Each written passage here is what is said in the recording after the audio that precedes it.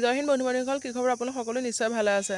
আৰু মই বহুত দিন আপোনালোকৰ মাজত কোনো ধৰণৰ আপডেট দিয়া নাই। আপডেট দিবলৈকে তেনেকুৱা কোনো নাই, আপডেট নাইও, যিহেতু এতিয়া সকলোৱে নিজৰ প্ৰিপাৰেশ্যনৰ কাৰণে ব্যস্ত হৈ পৰিছে। এতিয়া সকলোৱে পৰীক্ষা ওচৰ চাপিছে, সকলোৱে চাগে মনত বহুত ভয় লৈ আছে। আৰু যিহেতু পৰহি অসম আৰক্ষী SI পৰীক্ষা হৈয়ে গৈছে, আপোনালোকে বহুতে হয়তো SI পৰীক্ষাও দিছে।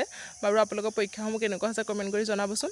আৰু এতিয়া আপোনালোকৰ প্ৰিপাৰেশ্যনসমূহ কিমান দূৰ আগবাঢ়িলে কমেণ্ট কৰি জনাব। এতিয়া যিহেতু সকলোৱে নতুন বছৰ জানুৱাৰী গ'লে এতিয়া মাঘ বিহু আহি আছে, আৰু মাঘৰ বিহু আহি আছে। আপোনালোকে মাঘৰ বিহুটো এনজয় কৰিব লাগিব, মাঘৰ বিহুটো পালন কৰিবই লাগিব। হ'লেও আপোনালোকৰ নিজৰ সময়খিনিৰ কথা পাহৰি নাযাব। বহুমূলীয়া সময়, বহুত দিন কষ্ট কৰি আছে, আৰু বিশেষ বেছি দিন হাতত নাই। যিমানকেইদিন হাতত আছে আপোনালোকে যেনেদৰে প্ৰেক্টিছ কৰি আছে, এইকেইদিন যেনেদৰে প্ৰিপাৰেশ্যন চলাই আছে তেনেদৰে চলাই থাকক।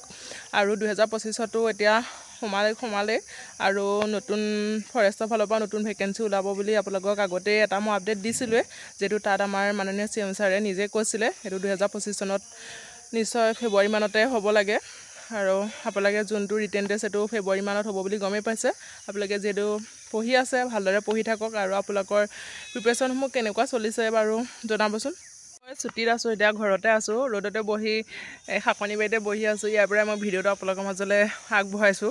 যিহেতু অলপ ৰ'দ দিয়া আছে কাৰণে ভিডিঅ'টো বুলি ইয়াতে বনালোঁ। ইয়াতে বহিবলৈ অলপ ভাল হৈ আছে, অলপ ভিতৰতো বহুত ঠাণ্ডা হয়, আৰু ইয়াতে ৰ'দো হৈ আছে। সেইকাৰণে ইয়াৰ পৰাই মই ভিডিঅ'টো আপোনালোকৰ মাজলৈ আগবঢ়ালোঁ। আৰু তেনেকুৱা কোনো বিশেষ আপডেটো নাই, এনেই আপোনালোকৰ লগত অলপ কথা পাতোঁ বুলি মই ভিডিঅ'টো আগবঢ়ালোঁ। আপোনালোকৰ কমেণ্টখিনি জনাবচোন বাৰু।